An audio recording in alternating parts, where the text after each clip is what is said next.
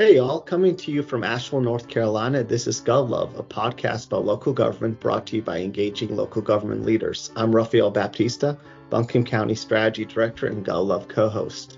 We have a great episode to you for today. We're talking about leadership with Jeff Richardson, the County Manager of Albemarle County, Virginia.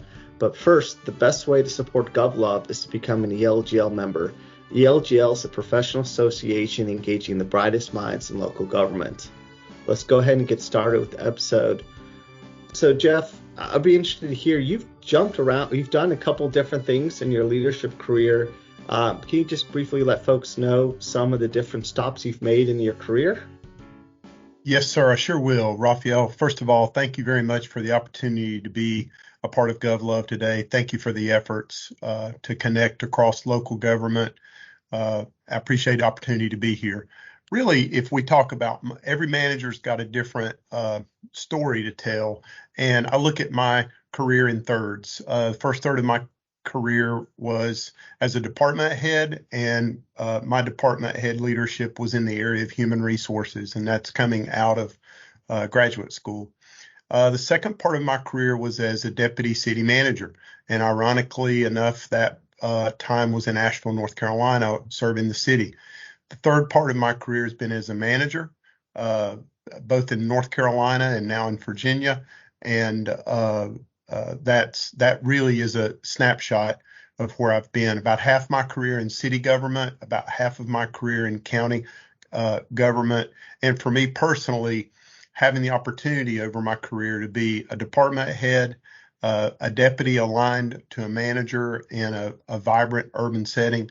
And then finally, for about the last 10, 11 years, leading organizations from the manager's position, working really closely with the board. All of it's been great, and all of it's really mattered to me on a day-to-day basis. All right. Well, we're here to talk about your leadership philosophy. You teach at the UNC School of Governments there. You teach some of their professional courses around leadership, and I've had the opportunity to listen to you teach a little bit. And the thing that's always struck me is how sophisticated and mature your leadership philosophy is and how intentional you are about it. Just thinking as someone who's in that, if I were compared to you, or I'm in that first third of my career, right, currently in a department head role, I just think about wow, how does Jeff get to this leadership philosophy he has? How has your leadership approach changed over those thirds of your career? It's a great question. I do have the opportunity to teach at the UNC School of Government. I teach in a fellows program, and a lot of the people that are in there are early to mid-career. And we talk about a lot of things. First of all, manage your career or someone else will. So that's really just a philosophy that I have, that you can do things to position yourself for advancement and growth. So for an example, thinking 2 levels above your head. So whoever you report to, who does that person report to? And are you capable in your day-to-day operational work to process the problems, the issues, the work, the opportunities that are on your desk? Can you think 2 levels above you? And if you can think 2 levels above you, to play that out in real time, it would be, this issue that I have before me, does this affect the organization 2 levels above me? And if it does, that person, how does it affect them? How are they thinking about it? And so for me, 2 levels above me is the community that the board serves. And so if I'm going to be a good manager, I've got to be connected not just to the board of supervisors, my elected officials, but I've got to be connected to the community that I serve and they serve. And I've got to be thinking about issues that cross my desk, not just at the board level, but at the community level. Something, Rafael, that's on my whiteboard, and it's there to remind me every day that the most effective leaders in local government, they anticipate where the community is headed, and they see changes before others do. Now, that's not to suggest that I get ahead of my board. It's not good for a manager to run ahead of his board, but it is good for the manager to have conversations with the board to talk about where do we think our community is headed. And then as it ties back to the organization with me trying to manage 2 levels above me, I'm trying to help to connect to the board, help to connect to the community, and also anticipate where the community is going so that government can be prepared to connect to the community that we serve. If we don't keep pace with the community around us, Rafael, we begin to feel irrelevant. And that's not what we want to be, is irrelevant. We want to be relevant every day. So I'm playing this 2 levels above my level out in real time, but this is applicable at every level of the organization. So I really like this idea of the 2 levels above. I know it's what the military teaches as well. But one of the things I was thinking about as you were just talking was this notion of, all right, so I'm a department head. 2 steps above me is the county manager. I don't know what the day-to-day life of a county manager is. I don't fully understand what that role is. So if I want to be able to do that play out, what are some steps? What can I do to position myself to have the knowledge to allow me to do that? That's a great question. And, there's a laundry list of things that come to mind, but let's just talk out loud for a second. Last week at my board meeting, I looked into the audience and the IT director was there. Information technology director, and he comes with regularity. He may not stay the whole entire meeting, but he'll come even if he's not got something on the agenda. So what I see happening in that scenario is I see a department head coming in and taking a level of interest about things that are outside of his immediate work area. He's trying to keep pace with some of the board's work, some of the community issues that are going on, and then how that is landing back not only in the county executive's office, but also maybe in the department that is connected to the issue at hand. So that's an example of a department head paying attention to things that would be outside of his scope of work. One of the things that I despise the most that I've heard people say in my career is that's above my pay grade. And when people say that, that's me basically hearing from them. I'm not interested in anything going on above me. I'm interested in looking down. If you look down, you're managing your department. If you look up, you're helping the manager to lead the organization.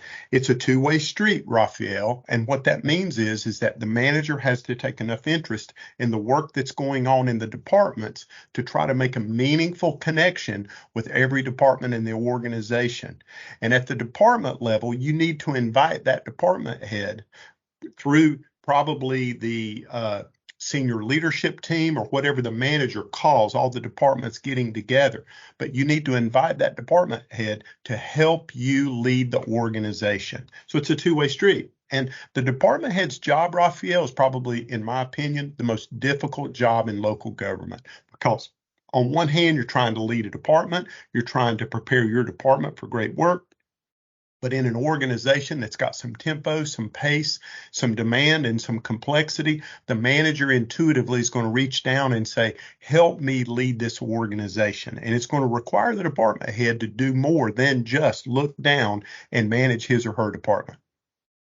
I think it's a really good point. I work in my current role, I support all our different departments, and I've noticed that the more effective directors, if you will, are the ones who are able to listen and get along with their staff, but also with the manager's office without ever throwing people under the bus. I've noticed sometimes that the easy answer is when you talk to your downline to throw the upline down under the bus and vice versa. Yeah, I mean, again, I think the department head, the demand, and again, the first 10 years or so of my career, I was a department head leading a really strong group of people in a very vibrant organization. And you are asked to do a lot of stuff. You are asked to manage down, to reach down through the department, to develop your people. But also there's an alignment as a department head with the broader organization. Are you aligned with the broader organization? And so what I want to share with you is I want to share with you a couple of thoughts about, as a manager, how you achieve that alignment. So periodically, I'm going to meet with my direct reports, and they know that this is coming. And that's when I'm going to get a little bit academic and say, look, I've got several questions that I want to ask today, and they're diagnostic. And so the first would be, hey, Mr. Department Head, where do you think we're going? And that's a very broad question, Rafael, but it's really listening for the department head to talk about where is the department going and where's the organization going, both. And you're looking and listening for alignment. Okay. The second is, where are you going? Are you on board? Are you aligned? So, we talk about in managing conflict, and that is, hey, openly disagree. But once you make go through the disagreement, make a final decision on where we're going, then you're fully on board. And so that where you're going has to do with, are you on board? Do you understand? Are you all in? Where are you at with the direction of the bigger organization and how it aligns with your department? The third is, hey, tell me what you're doing really, really well. You ought to ask people ever so often, tell me what you're doing really well. What are you most proud of? And, the companion question to that is, are you getting to do enough of that in the organization? If you're telling me what you're best at, do you get to do that with some regularity? And then the next question, and this really gets to the whole heart about trust, improvement, and development, is that you ask that subordinate. In this case, it's two upper level managers. It's the manager and the department head. The next question is, hey, if you were your own coach, what do you know you need to get better at? And then finally, the wrap up is, how can I help? And then in really high level relationships where you really are on a pretty high level of trust, you're asking the subordinate to give you improvement feedback. What can I do to do better? What can I do to help you?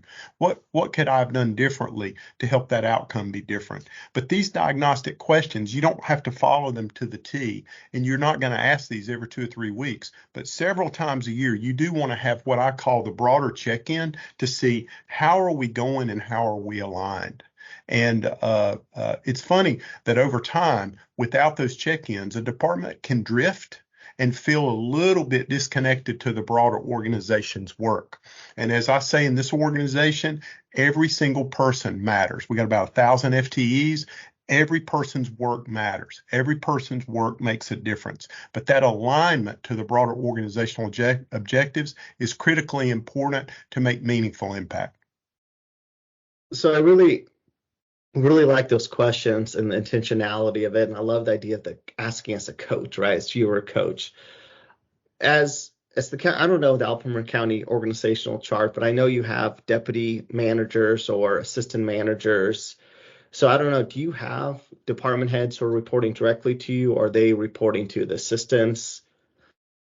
Most of the operational departments right now report to deputies. I've got several direct reports. I've got 2 deputy county execs. I've got the CFO. I've got the COO, the Chief Operating Officer, who is over the internal service departments, strategic planning, and some of the organizational improvement initiatives. I've got an assistant to the county executive, and I've got a Chief Human Services Officer, which is a little unique in that that Chief Human Services Officer is over social services, broadband, equity and inclusion, and is also keeping an eye on our key partnerships, the nonprofit agencies across our community. So there's several things I'd say, Rafael. Number one, and when I teach the class at Chapel Hill, I talk about what I call the proverbial 4 balls in the air that the manager is constantly trying to juggle. Those 4 balls really represent the elected board, the organization, the key partner agencies, and the community that the manager serves. Those are 4 balls. Those are the 4 things that I'm looking at continuously. And I typically start with the board because I want to talk about that unique relationship that exists between the manager and the board. In my case, I have 6 elected officials, and my board is really good with me about talking about workload, work volume, priorities, what's most important. But Rafael, here's the bottom line. The manager can work X number of hours a week, fill in the blank. Let's just say 50 to 55 hours a week. I'm just pulling 2 numbers out of the air. Yeah. Then you add up the total number of hours that the board works a week. And it differs in every organization. It differs in every community. A lot of it has to do with available time. And so sometimes board members are retired. Sometimes board members work for themselves. And they've got a lot of time that they can put into it. But the bottom line is you add the 6 people up and you add up the number of hours they work per week, it's probably going to far outdistance the managers, which means I can't by myself keep up with the board. And I've got to invite people, in my case, the direct reports and the department heads, to help me serve, connect, and assist the board with the board's work. And it's not just the board meetings, but it's also the other time through the week. And so you're inviting the key leaders in the organization to help you lead the organization and to help you manage the expectations of the broader board and individual board members. And there's nothing wrong with that, because local government work has become so complex over the course of 20, 30, 40 years that the manager should not be a one-stop shop. The manager needs to invite department heads to help managing the board, managing the community, managing the organization, and then in my case with the Chief Human Services Officer, managing key partner agencies. So it really is a team effort. And John Nalbandian, who is a retiring professor at the University of Kansas, used to ask the question, do you have a leadership team or do you have a management team? And remember, leading is about looking up, management is about looking down. And when you invite those department heads in to help, you're really choreographing and saying, help me lead the organization. And in doing so, you got to step into the world of the manager's office and really take on some responsibility that might be outside of your normal day-to-day opportunities leading within your department. So I've always enjoyed the four balls concept. It makes a lot of sense to me. And when I think about that ball, the elected officials, right? And I like the analogy of the amount of hours they spend. I'm always surprised by how much work elected officials put into the job. But one of the things that I'm always thinking about, as I think about what's my future, right? Where do I go in my career is this notion of risk, right? The higher up in the organization you go, a little more risk you take on in your career. If you're depending on a whole lot of other people, some who don't directly report to you, to be your eyes and ears with the elected officials, how do you get to the place where you feel comfortable enough to take that risk? And then how do you build a team to make sure that team rewards that risk that you're taking? That's a complicated question. I mean, it sort of gets to the nitty gritty of the relationship that managers have with their board. The first thing I would tell you is that the manager has to be effective. And if you interview 10 different managers, you're going to get some decent variation in how he or she works with the board, introduces the department heads, introduces the executive level of leadership in the organization to help with the day-to-day operations and the activity of the board. I think that in our case, and that's where I serve in Albemarle County, the staff is committed to high performance government. We're committed to high performance across the board. And I can talk a little bit more about that in a minute. But at the governing board level, they are too. And our governing board about 7 years ago adopted operating guidelines, and it's operating guidelines for high quality governance. And it predates me. This does not have my fingerprints on it at all. When I stepped into this job that I have now, I inherited the operating guidelines that the board had worked on about a year and a half before I got here. But it's a commitment to guidelines to help to ensure high quality governance. And so we work off of those guidelines at the staff level where there is staff and board member involvement. And it's really 8 guidelines, some of which are pointed more toward the board and the board's effectiveness and how the board works with each other, how they serve their district and how they serve the county. But it's also about how do we work with staff and how do we access staff and how do we work on things for the betterment of the county. And I think what I would say is that framework, Rafael, it helps me because it sort of level sets the expectations and the work of the board, the work of the staff, and then where do we come together? And I call it a partnership, and I've called it that for a long time. It's a partnership between the board and the staff. And I do invite the staff to work with our board. I want the staff to, because oftentimes I've got staff that are subject matter experts and they can quickly get into the middle of something with the board member to help the board. Whereas if I'm in the middle of it, it's going to take longer. And frankly, I just don't have a command knowledge of the facts. And so there's a trust factor in that. And again, we revisit the guidelines, we revisit how that's working, but also we're committed to high performance. And it's not just a commitment by the board, but it's also a commitment by the staff. A good example of a commitment by the staff is share all relevant information. Share all relevant information and try really hard to do that with all board members. Bring all information, push it to all board members to where there's not an information gap between board members. I try to bring big issues to the board, and I also ask our staff to do it in a way that resonates with the board. And that gets back to the thinking 2 levels above you, and that is I'm not political, but I'm trying to be politically aware. So if there's an issue that's going to come to the board and the staff and I talk about it, we talk about teeing it up to the board in a way that resonates with the board, sharing all relevant information with the board, being transparent with the board, knowing at the end of the day, Rafael, that when board members are elected, they want to be responsive, they want to make decisions, and they want to be involved. It's counterintuitive that a person puts themselves out there, runs for local elected office, gets elected, goes in, and then sits there and goes, I'm not interested in being responsive. If I don't make decisions, that'll be okay. And, okay, I'll get involved when the staff lets me. No, they're elected to do stuff. They want to make decisions. And so how we connect with them, how we tee issues up, how we push information to all the board members, and it's all in a way to help the board be as effective as possible. So I really like that the end there, you're talking about kind of why elected officials run to be responsive and make decisions.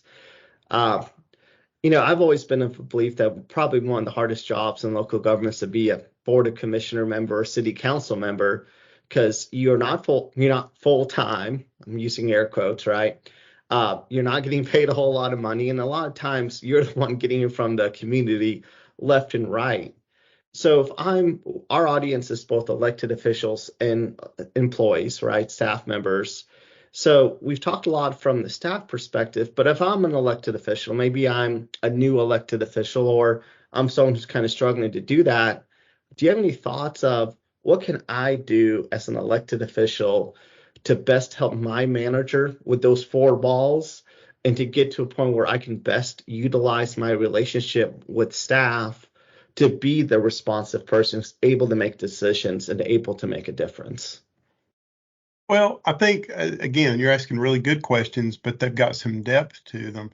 I think just if you're in an organization where the elected board and the staff can just talk about openly the work of the board and the work of staff, and also where's the tension, where's the pinch points. So for an example, in our organization, and we've talked about it openly with our board, customer service requests are oftentimes a little bit of a dynamic tension, because the citizen goes to the board member. Most of the time, the citizen has no idea at all how to get something done in local government. They don't understand the form of government. They don't understand how it works across the United States. It's different depending on where you live. Also, the size of the community matters as to the form of government, and also the sophistication and ability of the organization to follow up and close customer service issues out. And so we talk openly about that we want the board member to receive the customer service request, to forward it to staff, and then to trust that staff's going to follow up on it, get back with the citizen, and also we're going to track it in a way to where the board member knows that it's resolved. The citizen oftentimes thinks that unless I talk to an elected official, I can't get anything done. I'm not going to be able to get the local government to be able to respond. And so whether the elected official is involved or whether the elected official is not involved, it's incumbent upon the organization to have customer service follow-up that is consistent and effective. And so that's one area that we talk about regarding areas that can be a little bit, carry with it a little bit of tension, because again, as I said earlier, board members are elected to be responsive. Responsiveness means that when constituents call them, they expect to get follow-up. And a lot of times, Rafael, you know this, that when a citizen goes through an elected official, they expect an immediate response from the organization. And what's a little bit bit difficult in those circumstances is that sometimes what a citizen is asking for may not be urgent in the sense of getting back within a matter of minutes or hours, especially if there's other things in the queue at the department level. So the level of communication and understanding between the board member and the staff about how we respond to citizens who have issues. And as you know, Rafael, working in county government, a lot of calls that go to county government, it's not even in the bailiwick of county government services. And so in those situations, what are we doing to be able to get the customer where he or she needs to go? And how do we do that? How do we hand them off? Is it a private sector issue? Is it a property owner to property owner issue? Is it another agency of state government, for an example? So it's a lot of work. I think that what the board is looking for in building their level of trust with the staff is that they see predictability, consistency, and a level of fairness. And the fairness comes with we don't have favorites. And that is basically that we serve every board member the same way, and that we are trying to consistently show a stable and predictable way of how we respond to where the board begins to see a consistency and they get comfortable with that.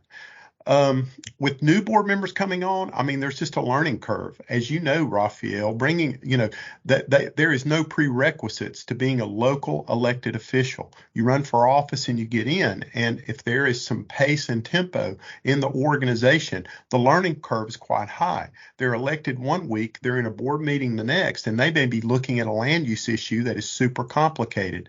So it's a combination of departments that are trying to onboard and orient new board members, and there's some things we can do fast in order to get their sea legs under them, but at the same time, it just takes time. I see a big difference with a year one board member and a year two board member most of the time, just because they get about a year under their belt of board meetings and tempo and pace, and they go through really the 4 seasons of local government, including the budget process. So sometimes it just takes a little bit of time in order for them to get some experience under their belt, but it's super demanding. They have really hard jobs, and the staff really has to roll their sleeves up in order to be able to help a new board member get comfortable with the day-to-day routine. Yeah, that's a really good point. I remember I used to work in political campaigns for elected officials, and I remember so many times they would come to me at, between campaign events and just say, hey, I really don't understand this. Can you help me out? Like this desire to really understand something else complex, while still, being responsive. So I fully appreciate that. So you kind of mentioned the fact that you all have these guiding principles in Albemarle County. You have this commitment to being a high performing organization. So I wanted to dig into a little bit of that culture of high performance organization and how that gets built. But before we talk about what you've done in Albemarle and some of the work in previous stops, can you talk a little bit about, to you, what does a high performing organization look like? High performance is about continuous improvement. I tell folks, and I'm in my 7th year in Albemarle County, and it's fun. I get in the classroom through our leadership management and supervision program. I'm invited to speak and be an active part of that with new supervisors, mid-managers, people that have been here, 10, 15 years, and people that have been here, 10, 15 months. So it's a combination of people in our organization that are hired to supervise, lead, and manage. And I get in there with them and I'll tell them, I'll say, look, the board hired me for one reason, and that's it. And I stop. And I look to see if anybody knows what the answer to that is. And of course, they get quiet. And I say, they hired me to improve the organization's performance. And you don't come in and say, really, I hope we get better. That's not going to work. You've got to be intentional, and we are, in trying to show where we're going to improve and where we're going to get better. How are we going to improve our performance? Data, as you know, is the key to that, and that is collecting the right data that tells a story about what we're doing, how we're doing it, how much it costs, what's the level of staff resources. And so over the last 6.5 years, it's been a real journey for us as we've attacked our performance and trying to improve in a number of ways. And that includes systems modernization, that includes organizational alignment, that includes how we do strategic planning with our board, and it's a partnership. For an example, how we set strategic objectives. We have a 5-year strategic plan. We updated that in fall of 2022. So now we're stepping into our second year of a 5-year strategic plan, Rafael, and I can show you how the strategic plan is connected to the budget, where the discretionary capacity is, and how we work through with the manager's recommended budget of aligning our resources to our strategic objectives. And remember, your strategic objectives are where your biggest opportunities are and where your biggest problems are. That if they're not addressed, it's going to get bigger and more acute in the community you serve. And so that's an alignment issue where you're aligned to the board, the vision, the mission. What are our strategic objectives? A 5-year strategic plan, a 5-year capital plan, a 5-year financial plan. And as you know, Rafael, when you do year-to-year budgeting, you're looking first at past year obligations, present year obligations, and then forward year obligations and strategic objectives. And you're looking for where your discretionary resources are in order to make the biggest difference. And so in tracking all of that, we report back to the board, we report back to the community, and there's got to be a level of transparency with the work that we do where we're not just talking about where are we hitting the ball out of the park, but herein lies the biggest piece, and that is doing the gap analysis to show where you've got to get better. We've got to know where we're not doing as well as we need to in order to be as good as we can be. That requires trust between the board and the staff, knowing, you know this, Rafael, that county government, city government, you're not across the board going to be hitting the ball out of the park every day in all of those departments. You're always going to have key areas where you're red circling, trying to say, we got to get better here. And what does that mean? How do we get better? How much time should it take? What are the problems? And how we're going to address that? And oftentimes in local government, because so much of what we do is in the public eye and it's transparent, that's difficult. It's difficult, and it takes courage to talk about the gap analysis and to talk about where we've got to get better. Private sector, they shut their doors and they do all of it in private. They're not going to talk about where their problems are and where their weaknesses are because there's vulnerability there. And in local government, really, if you're committed to high performance, you've got to be willing to talk about here's where we got to get better. And I'll tell you, Rafael, the first 4 or 5 years that I was here, I talked about it every day, that we were a needs improvement organization. The first couple of years that I said that, people left the meetings hanging their heads as if they've just gotten a D on a test. Needs improvement organization. But Rafael, if you really take 2 steps back and you really think about that, we're a needs improvement organization. There's nothing wrong with saying that. If you're committed to getting better every day, I heard an athlete on ESPN this week say, my goal is to get 1% better every day. And I stepped away from that interview and I said, that's a high performer. She's going to get up every day and go, how do I improve today? And it's hard in local government, Rafael, to make those commitments because, as you know, the economy is turbulent. Funding sometimes goes up and goes down, and people don't want to make commitments that they can't follow through and carry through with. But at the same time, just to step into a conversation in local government and go, we're about trying to get better every single day, and committing to that and measuring that and looking at that and helping each other internally and externally in the community we serve. So that's some of my thoughts about high performance organizations and high performance governance, both at the board level and at the staff level. So this notion of needs improvement is a fascinating concept, and I've heard also other people talk about this. So I'm grateful that you brought it up. So you go around for the first year or two and you're telling people that it's a needs improvement organization. I'm assuming they did not just walk in a meeting and say, y'all, you're a needs improvement organization and walk out, right? There was a little more kind of nuance to that conversation. How do you work? For a lot of people, that's the first time probably they're being told that they need to be doing better, that they need to improve. So how do you get to a place where people are willing to be honest about that, right? Because no one ever wants to go to a board meeting and say, yeah, I need improvement. I'm not doing very good, right? Unless they're there asking for money and the money is going to fix the needs improvement issue, right? So how do you work with departments to get comfortable having that public conversation? That's a journey. No, of course, no, you don't want to go into a public meeting and say, in this area of local government, we're definitely in needs improvement. We got a lot of improvement to make. You don't want to criticize people in public and embarrass employees in front of the board, in front of the community. I think really it's more of a tone that you set in the organization, and that tone is that we're going to drive off of performance data. We're going to collect and measure, and we're going to really pay attention to data. For an example, in our organization, we had a tech needs assessment done about 6 months before I got here. And there was a group of people that came in, and basically what the organization thought, Rafael, was that we are not optimizing technology. And the reason they thought that was because the outcomes and the output based on the investments were not getting the organization where they thought they needed to go. And so they did the tech needs assessment, and they interviewed about 100 employees in the organization. And so it was an in-depth study.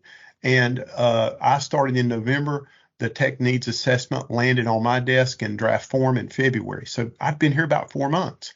And it was a 66-page report, and it had 14 recommendations. But it basically set the tone for the organization. It's not just a tech needs assessment, it's the organization resisting change. The organization is a change-resistant organization. And you've probably had people on your show talk just for 45 minutes about change, about how to manage change, how to create a change management organization. What are the levers? How do you survive it? And so we really embraced that study. I thought that I was super fortunate to get that report at that time in my career where I had just started. I thought it was a roadmap to improvement.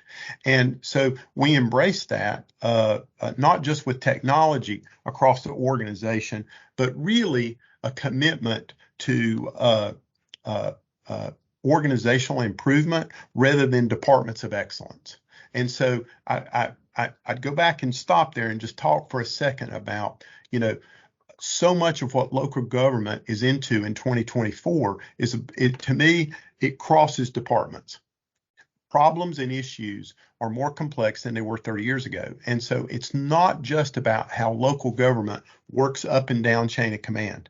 It's also about how local government accesses resources and help cross-departmentally. And that oftentimes can be awkward. That lateral movement across the organization can be cumbersome and difficult. And so when we work cross-departmentally, I think we're better than we were 7 years ago. And our problems are more complex than they were 7 years ago. Oftentimes it requires more than just one or two people at the table. Oftentimes it requires more than just two departments at the table. But we've got to be nimble as we can. And so there's commitment to that. And so that study really set the tone in our organization for a journey of continuous improvement with some focus in mind. And so I think as I've become more comfortable in the organization over time, I hope that it feels less personal and really just about a commitment to organizational improvement. That's really what we're focused on. That's a lot of good stuff there. Been taking a lot of notes. So I wanted to go back to this notion of managing your career because as you were talking, I was having this thought. So for folks who don't know Jeff very well, Jeff graduated from a class of the UNC MPA program that's famous in the MPA program because so many of them became highly successful managers. I actually don't remember what year you graduated, Jeff. I just know y'all's class is pretty famous, in part because my wife's boss is one of the members of that class, and a former city manager I worked for was in that class. And one of the things I thought was really interesting that I've thought about once or twice over the years is I would remember going to the North Carolina Managers Conference and seeing all of you just go out to dinner together and the relationships you all have, that you all still get together a lot.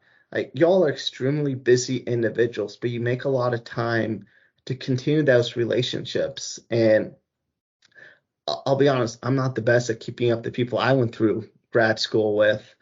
Can you speak to a little bit of like the importance of keeping those relationships? Then how do you do that? Like you have a family, you have kids, you have a demanding job. Like how do you do it? It's hard. Everyone that's listening or will listen to this podcast, you're busy people. You have to pick and choose what you do, what you're involved in, and your time is very precious. I think that in the MPA program, it really does create a cadre of professional friendships, and you get out of it what you put in it. But the quality of individuals that were in my program were second to none, and so these are the kind of people that you want to be around in your free time. But as you go through your career, you're going to have professional struggles. Local government is some of the most rewarding work that I can ever imagine. I'm a second generation manager. My father was a manager for over 20 years. I did not know And that. that's correct. And so I literally grew up at the kitchen table learning from him about, the issues in local government. And it's fascinating, but it's also extremely demanding. It takes a lot out of you. The energy level that is commanded from you on a day-to-day basis to lead the organization and keep pace with what's going on in your community, it's just demanding. And so you need to have relationships outside of your organization, and it's helpful if you can have friends who are professional colleagues that talk the language of local government. Every community is different, but at the same time, when you go to conferences, when you see your colleagues, you learn that there are a lot of common issues across communities. And so it's good to be able to have private conversations. It's good to be able to have unfiltered conversations where you can get straight to the point on something, ask for feedback, ask for advice, knowing that it's an offline private conversation. Because as you know, when you work in a community, that there's been stuff at ICMA about working in a fishbowl, about everywhere you go, you're in the public eye. And when you step away and can get with a professional colleague, they oftentimes can give you perspective that you can't see when you're in the community that you're serving. And that's really a good segue to making sure that for the people that are in our profession, I say to you, manage your career, someone else will. One of the things that I talk about in the program that I teach in is I say, what's your commitment to improve? What's your commitment to improve? And what does that look like? The people that are in the Leadership Fellows program at UNC, they're scholarshiped. They're down there for 2 full weeks. And I go, you're here, you're taking up space. Someone could have been here in your place. And so what's your commitment to improve? What does improvement look like when you get back in the workplace? And what are your goals in the next 1 to 2 years? And does your supervisor know what some of your career aspirations are? And so that goes both ways too, Rafael. Everybody that reports to me, I'm interested in learning and knowing, what do you want to do long term and how can I help? I tell people that I work with, take as much interest in your subordinates' career advancement and career development as you take in yours. And actions speak a lot louder than words. And so it's important to have professional colleagues. For me, it's been the MPA program at UNC, and it's been my colleagues that I've leaned on over the years. But you also need to develop relationships, in my case, through ICMA. For me, I've committed to teach, and I've been in the classroom and coming through HR. That gave me the opportunity to hone my training and development skills as a teacher and as a trainer, and I've enjoyed that. That gives me a minute out of the fray of day-to-day operations. But also, too, sir, it also gets me almost like a car going in for a realignment to be in the classroom, either as a teacher or as a student. It gets me realigned, and it reminds me of the things that we need to be doing in our community every day to be effective. I like that alignment metaphor. And I probably do need to get my tires aligned if I think about it as well. Um, but so managing your career, right? We got a little bit of time, not much time left. I'm listening. I'm engaged. I'm going, all right, I'm bought in. I want to manage my career. I want to think 2 steps ahead, two levels above me. I want to be thinking my improvement. Where do I start? Do you have any tips or tricks that you give when you teach? Here are 2 to 3 quick things you can start doing to put yourself in this journey path towards managing your career, towards whatever outcome you want of your career? Well, the first thing is, Rafael, is that the relationship you have with your supervisor is probably the most critical relationship you have in your organization.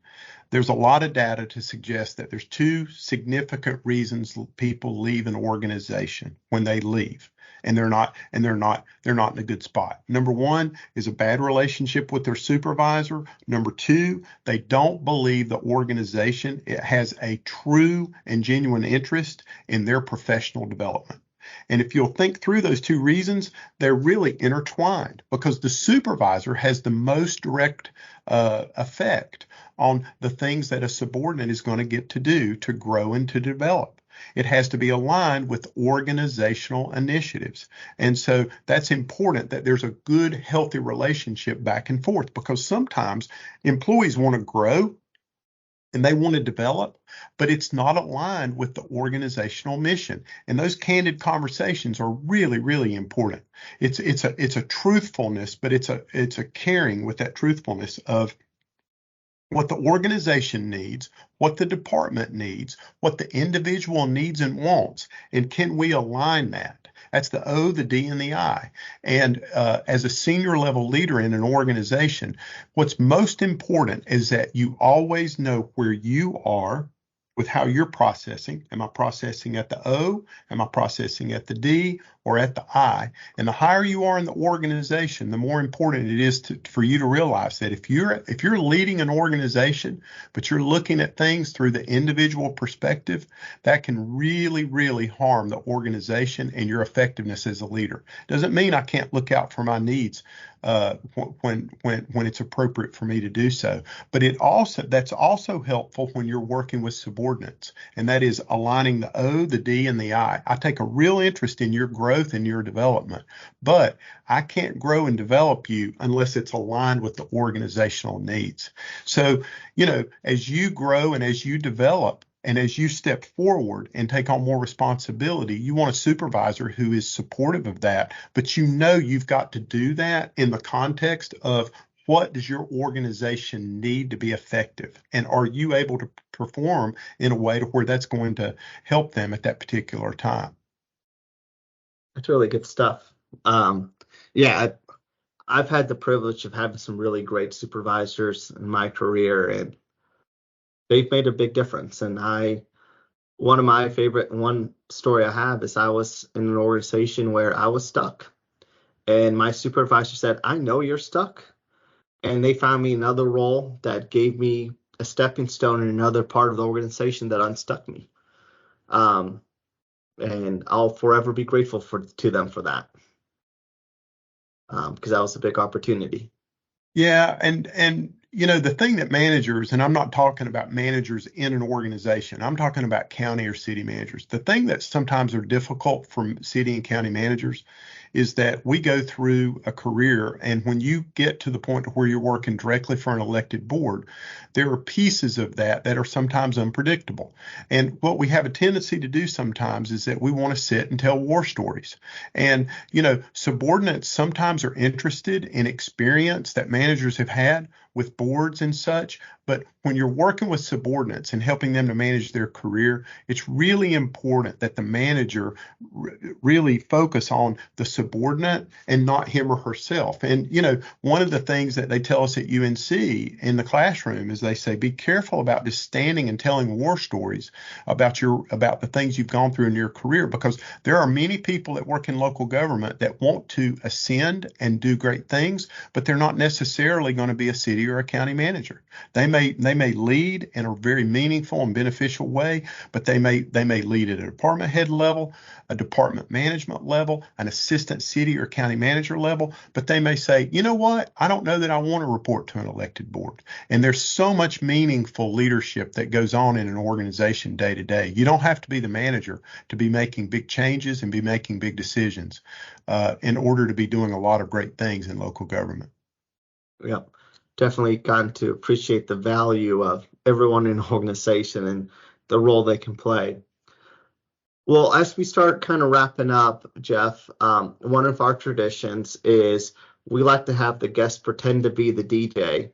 So what music would you pick as the exit music for your episode? Well, for me, so many times when we're walking into the big meeting, I think about the music Sirius, which is the Chicago Bulls music whenever they were introducing the Chicago Bulls over the years. So we're trying to rev up. We're trying to get excited about walking in. It could be a big community meeting, but we actually do play walk-up music sometimes whenever we're doing things in our organization of meaning and intent. And we'll kid around with folks and say, "What's your walk-up music?" But that motivation can be quite fun, and so that's probably the music that I think of first. All right, I like it. Well, thanks so much for joining us today, Jeff. I've learned a lot. I'm sure our audience has learned a lot. And to your point, I feel like we spent a good chunk of time talking about leadership, and you gave us a lot of useful insights without a lot of war stories. So I think you accomplished what UNC told you about doing. So just to wrap up, GovLove is brought to you by ELGL, and the best way to support GovLove is to become an ELGL member.